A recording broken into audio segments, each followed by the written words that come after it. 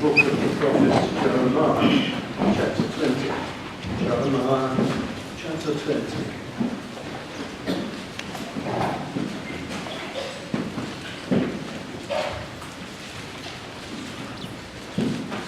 Now Pashur, the son of Immer the priest, who was also chief governor in the house of the Lord, heard that Jeremiah prophesied these things. Then Pashur smote Jeremiah the prophet, and put him in the stocks that were in the high gate of Benjamin, which was by the house of the Lord. And it came to pass on the morrow that Pashur brought forth Jeremiah out of the stocks. Then said Jeremiah unto him, The Lord hath not called thy name Pashur, but Magor-Missabib. For thus saith the Lord, Behold, I will make thee a terror to thyself and to all thy friends, and they shall fall by the sword of their enemies, and thine eyes shall behold it.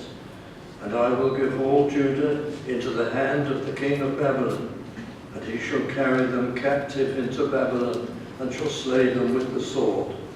Moreover, I will deliver all the strength of this city, and all the labours thereof, and all the precious things thereof, and all the treasures of the kings of Judah, will I give into the hand of their enemies, which shall spoil them and take them and carry them to Babylon.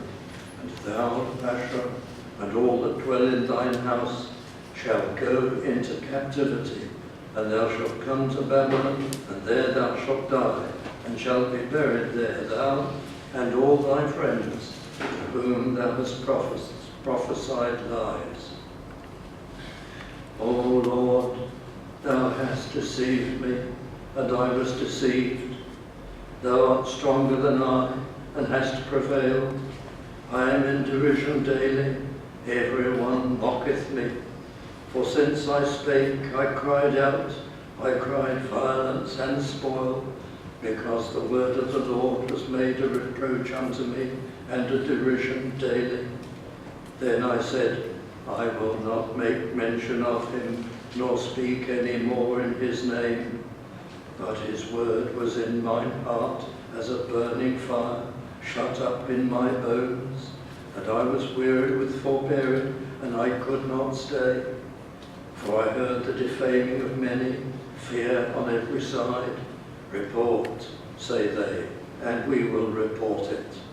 All my familiars watched for my halting, saying, Peradventure he will be enticed, and we shall prevail against him, and we shall take our revenge on him. But the Lord is with me, as a mighty, terrible one. Therefore my persecutors shall stumble, and they shall not prevail.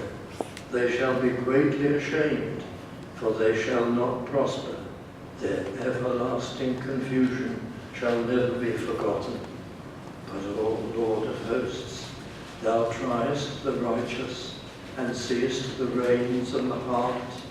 Let me see thy vengeance on them, for unto thee have I opened my cause.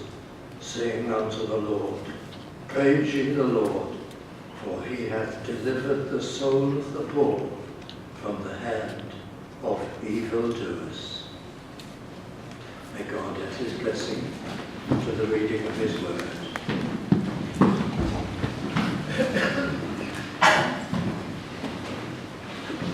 So we read this evening to the book of the prophet Jeremiah, chapter 20, verse 1.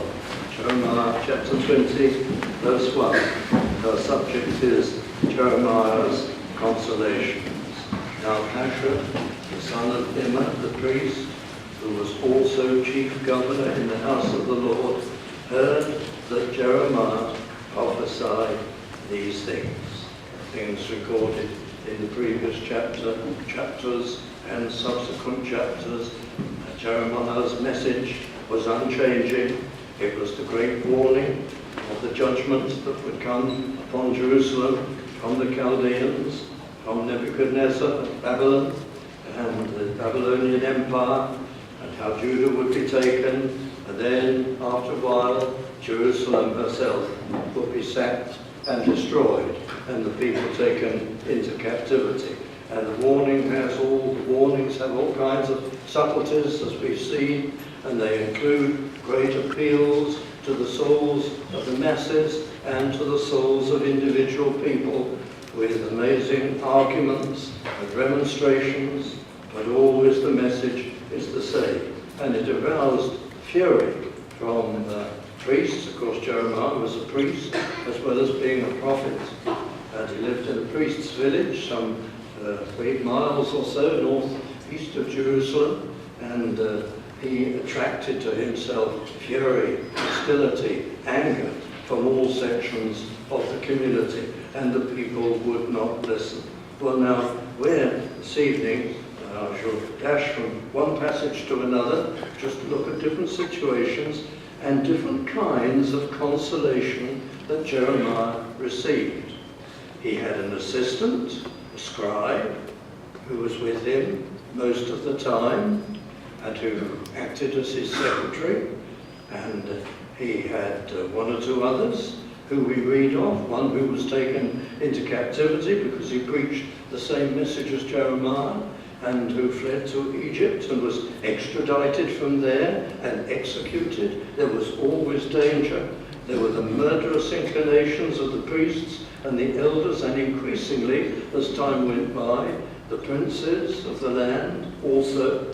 There was, towards the end, the last king of Judah was a weak man who wanted to defend Jeremiah at times, and not at other times yielded to the princes and to the priests. So Jeremiah's life was always in danger. It was a very evil time, with sacrifice of infants, worship of idols. There had been great reforms. Jeremiah, as you remember, he prophesied very long prophetic ministry, over 40 years, possibly even into 50 years.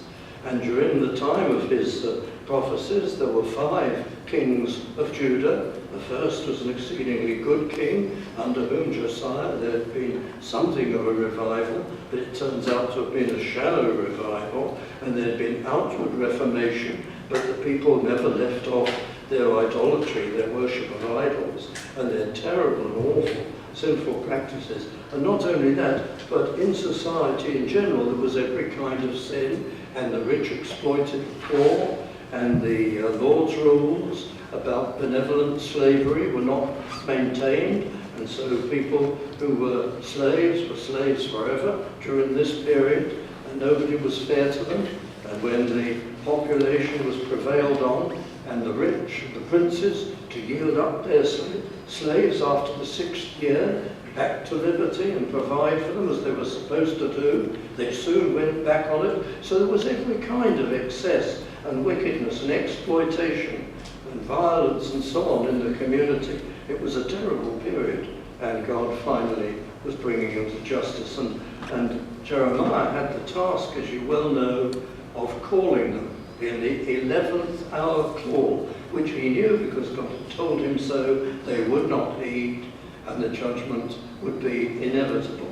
And in the meantime, his life was in great danger. So with all that in mind, we look eagerly at the consolations that he was provided with, and the comforts that he had, because these that we can learn from and we can use in every day and age. Well, in chapter 20, I won't go to prior chapters, but just a few from here. Pasha, the son of Emma, the priest, who was also chief governor in the house of the Lord. Now, Jeremiah's conduct greatly concerned the governor of the house of the Lord, because Jeremiah used the temple courts, as it were, as his main platform.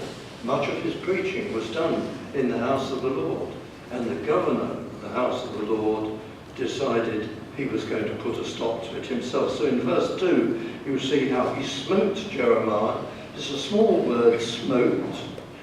You can be sure that in the custom of the times, that was an extremely violent and vicious beating, and very protracted, no doubt. It's a small word, but Jeremiah had to suffer. Then Pasha smote Jeremiah the prophet and put him in the stocks. The Hebrew word, customarily translated stocks, well, it's difficult to translate, but it suggests more something that leads to the body being very twisted. And one suggestion is that it was a very small cell in one of the city gates, a punishment cell near to the house of God, which you couldn't get into unless your body was twisted and contorted. So it was a form of pain and suffering and punishment, because it is unlikely to have been stocks as we picture them, more that absurdly small cell to inflict pain.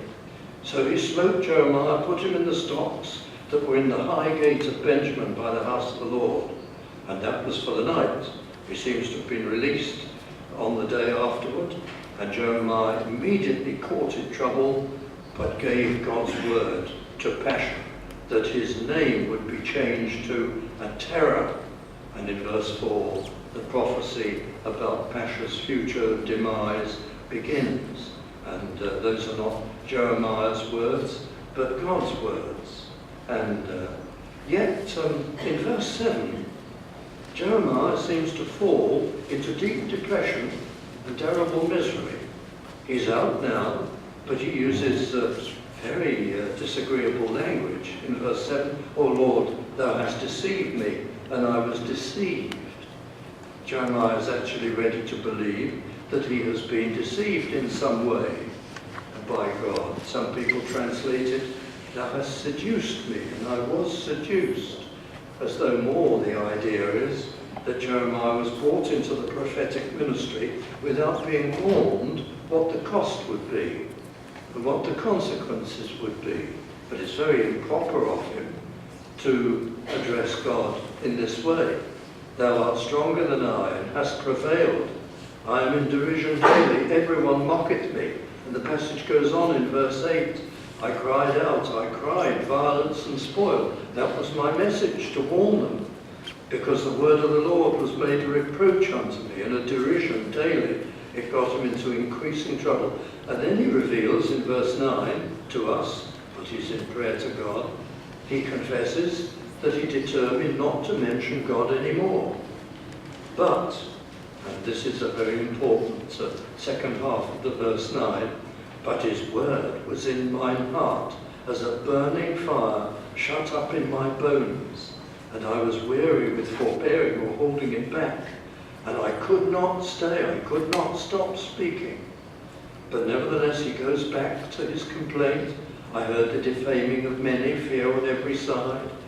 They muttered against me, they said, if we watch out for every possible slip, so that we can take our revenge," in verse 10, which presumably means that they're going to take action against him, have him arrested for whatever he's alleged to have done. But then there are these great words of comfort from verse 11. "But the Lord is with me as a mighty, terrible one. Therefore my persecutors shall stumble, and they shall not prevail." And it proceeds, and in verse 12, "O Lord of hosts, that triest the righteous, and seest the reins and the heart." He seems to be saying, "Lord, you know my motives and what I've done. Let me see thy vengeance on them, for unto thee have I opened my cause. Set them back, these evil persecutors that want to do away with the message of God and his prophet." And then verse 13, he seems to rise up once again in great comfort and assurance. "Sing unto the Lord, praise ye the Lord, for he hath delivered the soul of the poor from the hand of the evildoers." Now, so far in that chapter, you see conviction has had a great effect on him. That's an enormous source of comfort. Even in the midst of his complaints, he bursts out at one point, and there's no question that the word of God is true. Even while he's complaining, he's been given a message which is true. He's certain of that. He's on the right side. He's certain of that. So there was a tremendous conviction about the correctness and the certain inspiration that he's had to receive this message. And I want to just single that out for the moment, because this will be part of my first point.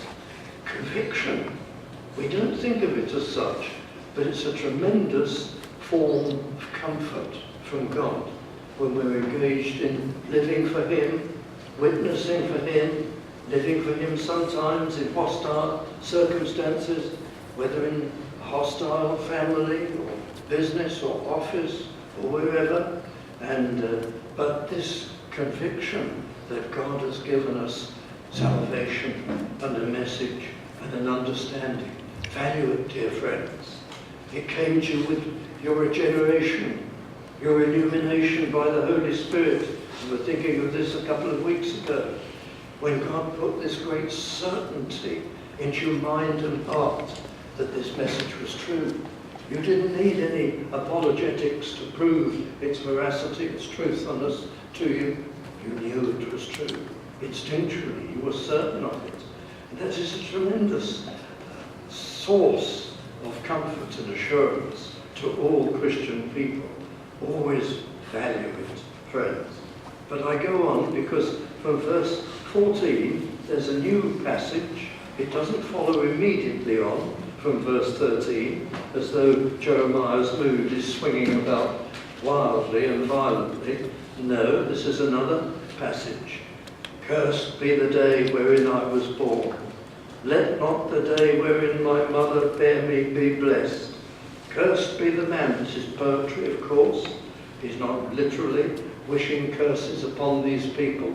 He's speaking as though so unfortunate in his life, and he is such a failure that poetically it ought to be that whoever brought the news of his birth to his other relatives should be cursed, because he announced a disastrous event, the birth of Jeremiah. That's the sense. He is so depressed and down now. Cursed be the man who brought tidings to my father, saying, a man-child is born unto thee, making him very glad. He shouldn't have been glad. The way my life has turned out, and the fact that nobody will listen to me, and the fact that I'm given this soul-destroying task. Verse 16, and let that man be as the cities which the Lord overthrew. And then verse 17, because he slew me not from the womb, or that my mother might have been my grave. And verse 18, wherefore came I forth out of the womb to see labour and sorrow, that my days should be consumed with shame. Now we're not told what God did about that, how he reproved Jeremiah, or what that immediately led to, or what personal comfort Jeremiah was given on this occasion to lift him out of this very low state and condition. Of course, we can understand his low state and condition. It does point us to think about the treachery of the people around him, and the scheming and the plotting of all his associate priests, and the hatred and the lies told about him, and other sufferings which are not recorded, which he no doubt had. But the effect upon him is to depress him immensely.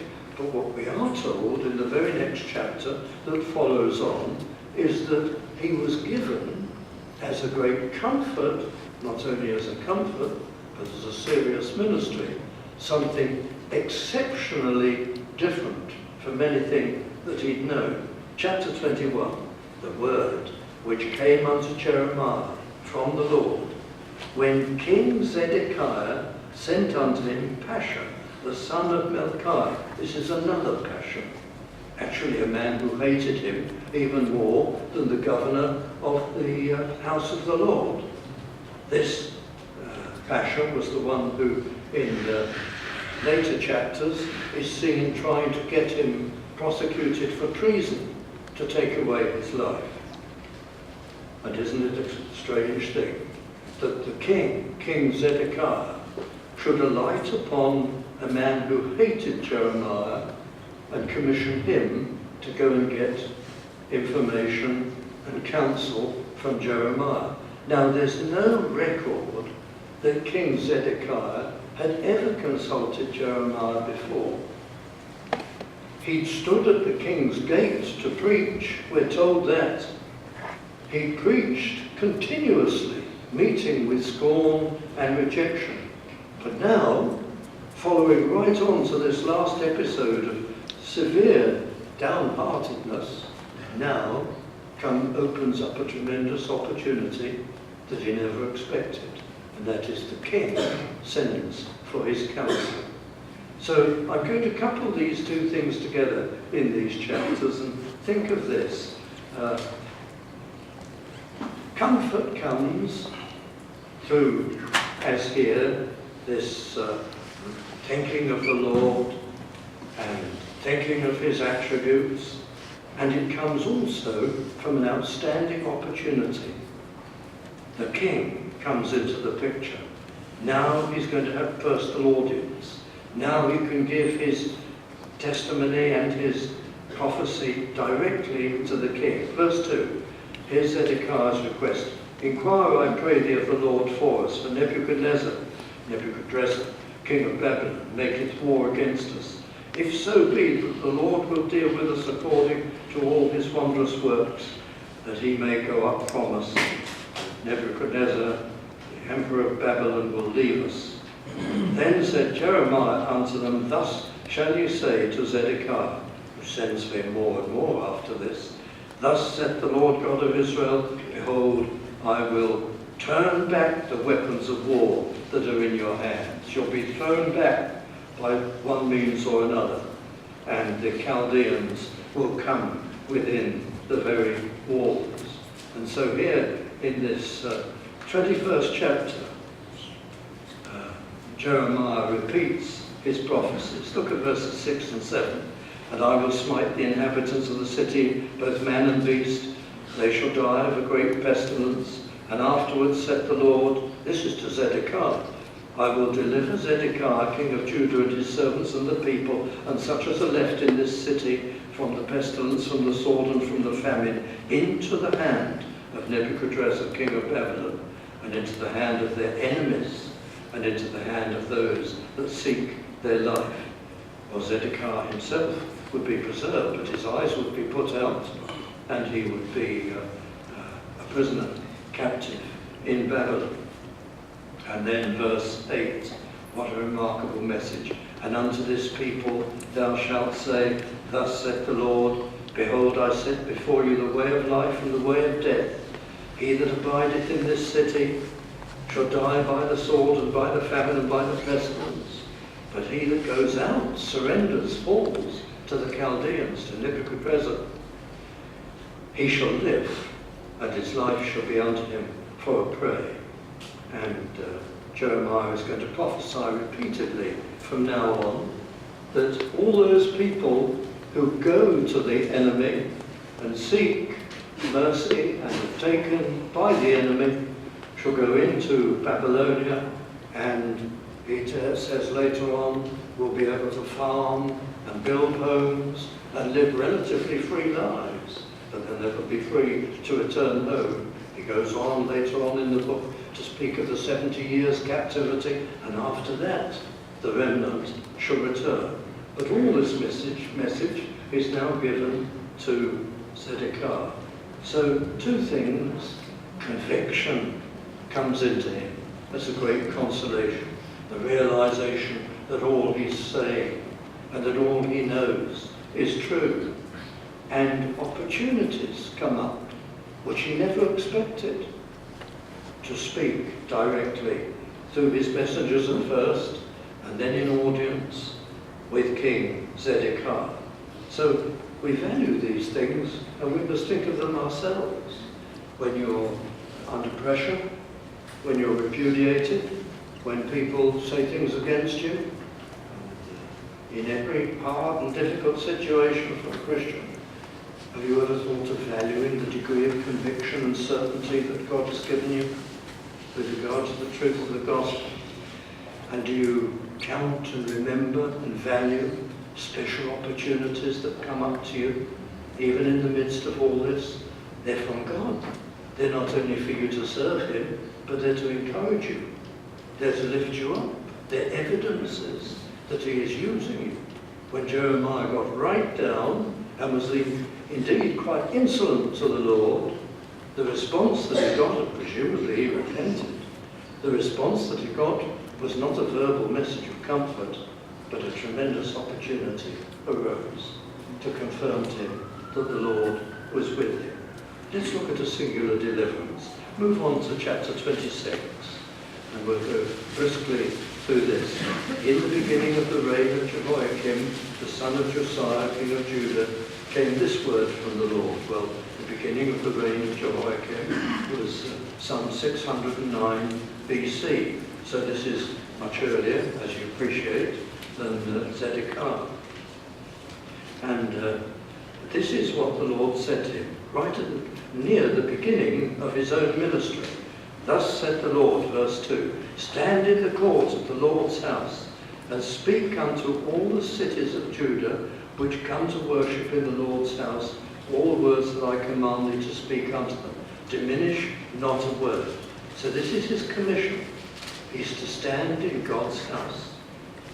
But now you go down to verse 7 of the passage. So the priests and the prophets and all the people heard Jeremiah speaking these words in the house of the Lord. It was his usual message. This is recording how it was first given to him, his second vision at the beginning of Jehoiakim's reign. Verse 8, now it came to pass when Jeremiah had made an end of speaking all that the Lord had commanded him to speak unto all the people, that the priests and the prophets and all the people took him, saying, thou shalt surely die. Why hast thou prophesied in the name of the Lord, saying, this house shall be like Shiloh, and this city shall be desolate, without an inhabitant? They took that as being blasphemous, to say such things in the house of the Lord. Now in verse 10, when the princes of Judah heard these things, then they came up from the king's house unto the house of the Lord, sat down in the entry of the new gate of the Lord's house. Then spake the priests and the prophets unto the princes. There's some formal procedure here, proceeding to bring Jeremiah to court and to condemn him. And they say, this man is worthy of death, for he hath prophesied against this city, as ye have heard with your ears. Then Jeremiah makes his defense. Verse 12, then spake Jeremiah unto all the princes of all the people, saying, the Lord sent me to prophesy against this house. Mend your ways, verse 13. Mend your doings. And then he puts himself in their hands. But in verse 15, know ye for certain, if ye put me to death, ye shall surely bring innocent blood upon yourselves. Now strangely, this is quite early in his ministry. In verse 16, this is an unusual Bible study, we're just going through verses here to get an outline picture, and I hope this will help everybody to make much more use of the book. So verse 16 of chapter 26, then said the princes and all the people unto the priests and unto the prophets, this man is not worthy to die, for he hath spoken to us in the name of the Lord our God. So now they're defending him. They didn't defend him later on. This is early on. He has the princes supporting him and defending him. And then in verse 17, the elders also. Then rose up certain of the elders of the land and spoke up for him. And then you have the details and how precedent says that he must not die, because other prophets have done this and they haven't been put to death, and they go back to one in Hezekiah's time. And then they raise another incident which was much, well, in Jeremiah's own time, when a fellow prophet, Uriah, it's down there in verse 20, prophesied against the city, and I mentioned him earlier. And he was sentenced to death, and he fled to Egypt, and obviously Judah had some sort of extradition treaty with Egypt, because they sent ambassadors and brought him back again, and they executed him. So far, it's a kind of equal score. Various dignitaries have brought up now an instance where somebody prophesied like Jeremiah did back in the days of Hezekiah, and he was not guilty of offence punishable by death. Then another case is brought up much more recently where someone has been punished by death. And that little verse 24 at the bottom, nevertheless, the hand of Eliakim, the son of Shaphan, was with Jeremiah, that they should not give him into the hand of the people to put him to death. Well, what is this all about? Well, he's delivered. He wasn't to be always delivered from everything, but on this instance, the priests want him dead, the elders and the princes support him. They seem variously to debate different instances, past and present, where one was not put to death who did the same as Jeremiah, and another was, but the hand of one man and his argument prevails, and he's delivered. Isn't that a tremendous consolation and comfort to him? Always remember deliverances. Remember them, dear friends. Value them. They're so important. They're to be treasured. They're to be remembered. The Bible is full of this, in Old Testament and New. The exhortation to remember what God has done in the past, and deliverances particularly. Now, you have all had deliverances. We've had them individually. We've had them as a church. We've had some very significant deliverances, even in the past 20 years, where things we never expected. We expected them to go against us, and they've gone in our favour. And we treasure those deliverances. And you remember your own personal deliverances, where you never expected to be delivered from some situation. Perhaps you brought it upon yourselves. God helped you. Perhaps enemies of the faith had brought you into it.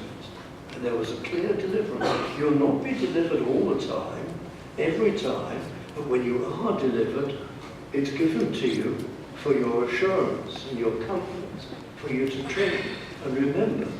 We are not compensated for our sufferings point by point, issue by issue, measure by measure, along the Christian pathway. The compensation is at the end of the journey, when we are finally vindicated and taken home, and we receive an everlasting reward, which we never deserve, but Christ purchased it for us on the cross of Calvary. But nevertheless, we are given some, if not many, deliverances along the way to comfort us. They're tokens of God's care and God's eye upon us. So value every deliverance and put it in a diary and keep it in your mind and quietly to yourself celebrate it. Build up your faith for future trials. You won't always be delivered, you'll always be helped. You won't always be delivered, but sometimes you're delivered. And you praise God for that.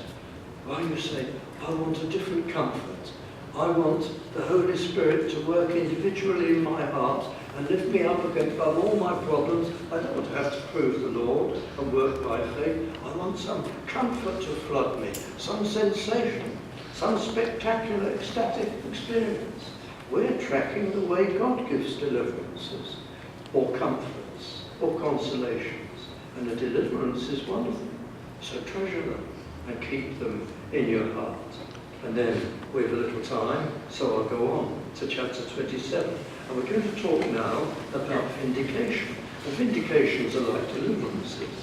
You won't be vindicated much in life's journey.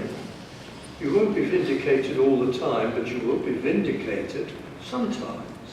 And your words and your message and your faith and your stand will be demonstrated to some other person or people to have been absolutely true and right.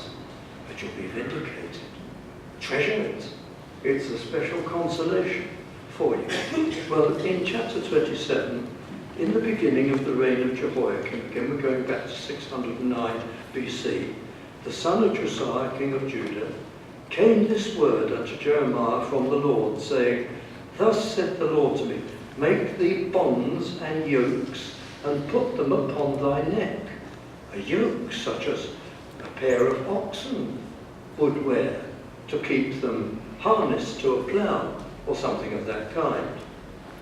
Put them upon your own neck, and send them to the king of Edom, king of Moab, king of the Ammonites, These are the smaller neighbouring states around Judah, and to the king of Tyrus and to the king of Zidon by the hand of the messengers which come to Jerusalem unto Zedekiah king of Judah. By the way, in this passage there are various people who say, oh, the Bible is contradicting itself.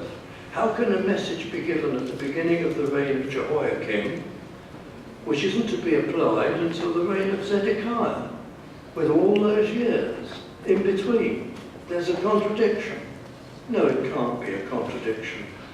How can you possibly think, even if you didn't believe in the inspiration of the Bible, that the Bible is given by divine inspiration and absolutely correct?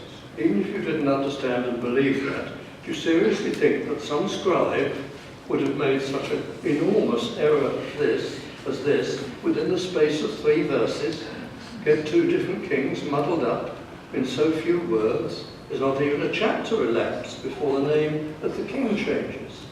Obviously, Jeremiah was given this message and this visual aid, this piece of graphics to perform, the yoke to wear, much earlier in his ministry.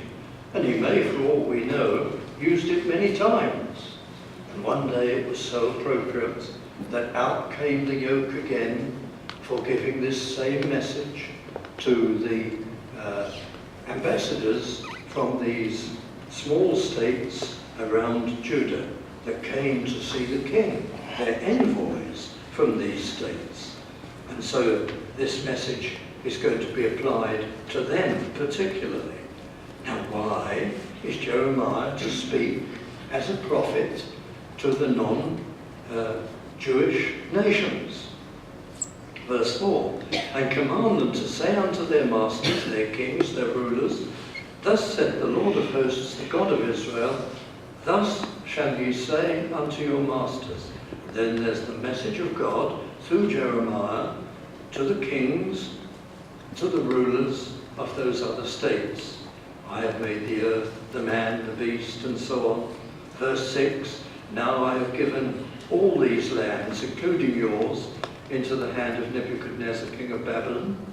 Verse 7, all nations shall serve him, and his son and his son's son, until a certain time. And then verse 8, the warning begins.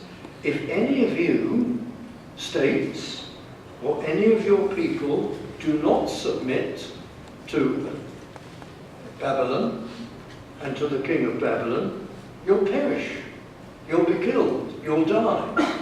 However strange it sounds to you, God has determined that this tyrant will rule this whole area of the world for 70 years. The 70 years period is not mentioned yet, just father, son, sons, and so on, long period of time. But Jeremiah says to them, you'll go into his control and actually you'll survive. You'll be able to make homes, farmland somewhere in Babylonia. You won't return home for a long, long time, but you'll be all right. You won't perish. But if you resist him, you'll die. That was the prophecy. That was the message to them. So then, after the message is given to those states, it's given to Zedekiah and the people of Judah as well, the people of Jerusalem. So first of all, the message is given to the surrounding states, as if to humble Judah, as if God now puts them first with the warning, because Judah won't listen. And then afterwards, it's given to the inhabitants of Jerusalem and Judah in general, that is largely still there. Now, what's the significance of this? Well, chapter 28, it came to pass the same year, in the beginning of the reign of Zedekiah, king of Judah, in the 5th month, that Hananiah, another prophet, but a false prophet, which was of Gibeon, spake unto me directly to Jeremiah in the house of the Lord, in the presence of the priests and of all the people, saying, and he gives a completely contradictory message to that of Jeremiah. And it is, the Lord has said to me, I have broken the yoke of the king of Babylon. And it's finished. it's smashed, and you're going to be able to come back, and everything will be well. And then verse 10, Hananiah the prophet took the yoke, the visual aid, from off the prophet Jeremiah's neck, and brake it. And Hananiah spake in the presence of all the people, saying, Thus saith the Lord, even so will I break the yoke of Nebuchadnezzar, king of Babylon, from the neck of all nations, within the space of 2 full years. And the prophet Jeremiah just went his way. He didn't react. He didn't respond, not until God inspired him to do so. Verse 12, Then the word of the Lord came unto Jeremiah the prophet, after that Hananiah the prophet had broken the yoke from off the neck of the prophet Jeremiah, saying, Go and tell Hananiah, and he's going to be judged, and he's going to be punished for giving a false prophecy. And down there in verse 17, at the end of the chapter, I'm hurrying, so Hananiah the prophet died the same year in the 7th month. We've been told that all this happened in the 5th month. So within 2 months of Hananiah publicly contradicting Jeremiah, denying him, giving a message which is much more favourable to the people, and Jeremiah being openly insulted and humiliated, contradicted, Hananiah dies. What a vindication. What a public vindication. Hananiah's prophecy, we understand when we read the whole book and passage, was probably given rise to by the fact that Babylonia at this time was in trouble. There were all kinds of rumours and minor rebellions and difficulties, and this built up the hopes of people who didn't want to believe Jeremiah. It was so plausible that Hananiah's prophecy would be correct and Jeremiah's prophecy of doom would be wrong. But Hananiah's death was predicted by inspiration from God, and within 2 months he died. So a vindication is a tremendous comfort. You won't always be vindicated. You will not always have people falling at your feet and saying, You've been right all along, you've been right all along. This is a wicked and this is a fallen world and we all need salvation. But now and then you will be vindicated. And your whole stand and your whole message, somebody will say, even if they don't turn to the Lord, that man, that woman is right. That man, that woman speaks the truth. You've been accused of something. And sometimes God will so work that all will be revealed, and you'll be vindicated, and your reputation will be, for the time being at any rate, restored.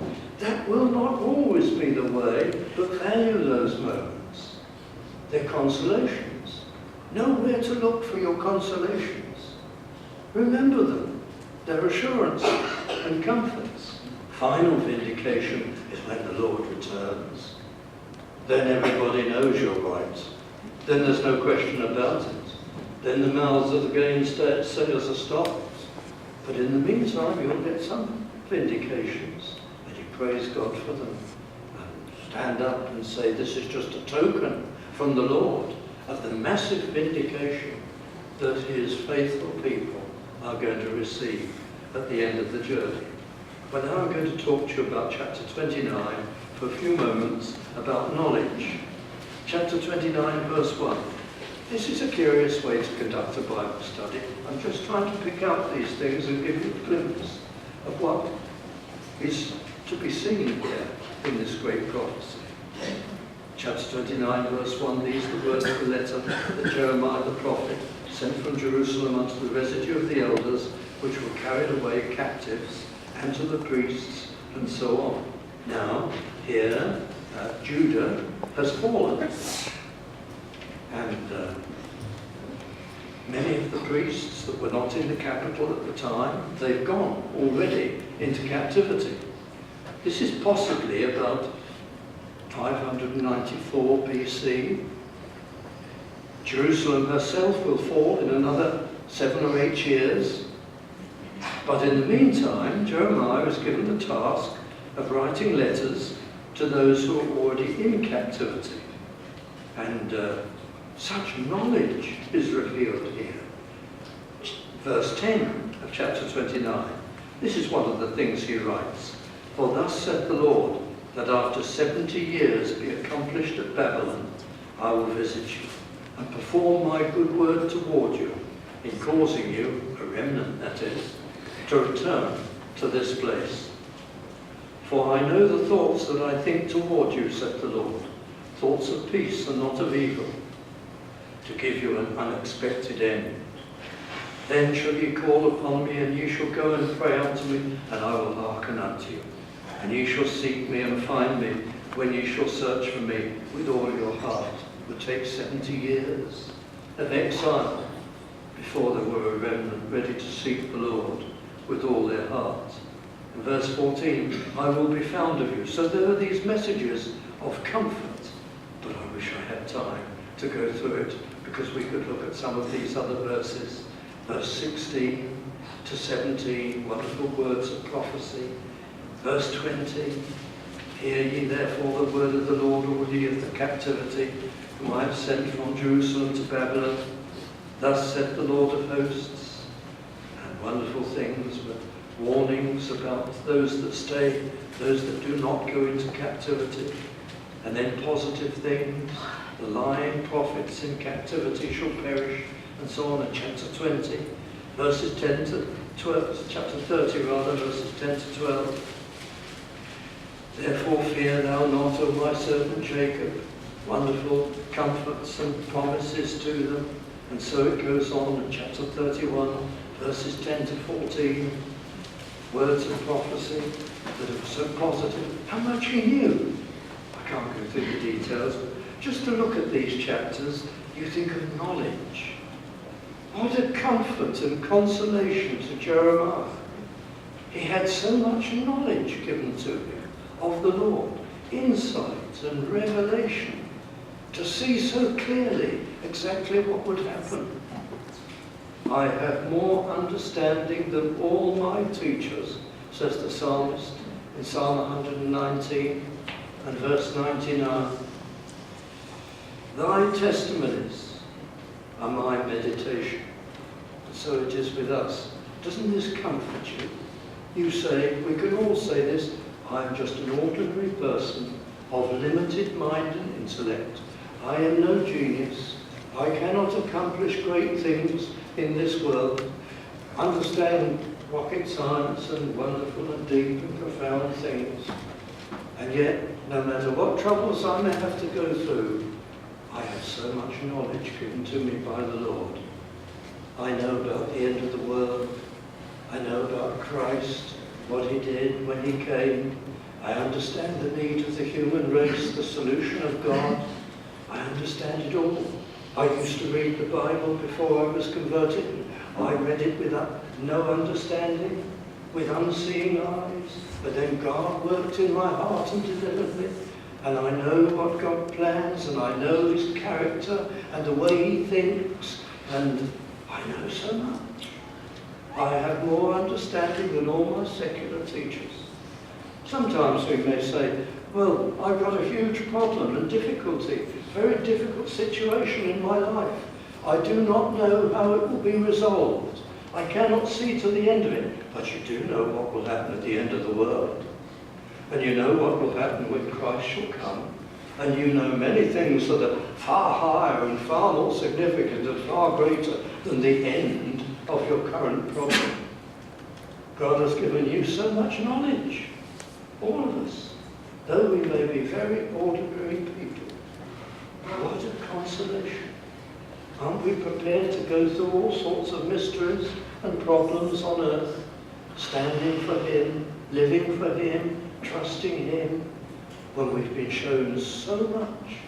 So knowledge is a source of consolation and a form of consolation.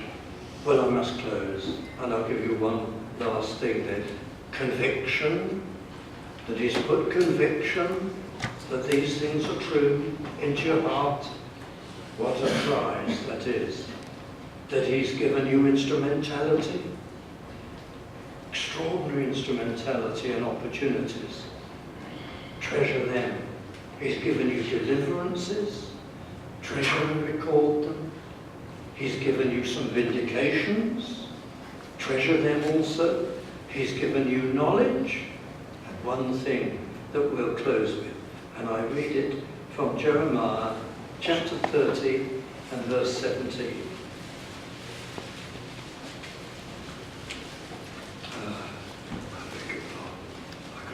Text here. I was pass over that. Well, let me just tell you what my closing point was, because otherwise I shall keep you for too long. And it is this: God's attributes. On several occasions, when Jeremiah is in great difficulty, you will find a glorious prayer which rehearses God's great attributes. His power, his loving kindness, his wisdom, his justice, his encouragements, God's nature and his character. These things the prophet turns to in a great prayer, which is like a doxology from time to time. That's a source of comfort and consolation. So I give you 6 things. Value your convictions. Value every opportunity that God gives you for speaking of him. Value deliverances, vindications. Value all your knowledge. And when you can, reflect on the attributes of God. My God is almighty. He is all-powerful. He is perfect, holy. No shadow of turning in him, no stain, no blemish. He is perfect, truthful. He is love. He is just. He will bring his purposes to pass, has perfect wisdom. He knows all things. He's a personal God. He loves his people. Just to reflect on those things. What encouragement. What strengthening. Just a rather vague, I'm afraid, picture of some of the forms in which consolation is seen to come in these chapters to the prophet who was more attacked and hindered and opposed than any other, and the most lonely of all the prophets, probably. So those things are for our help and for our encouragement. Let's close singing together the hymn 562. Hymn number 562.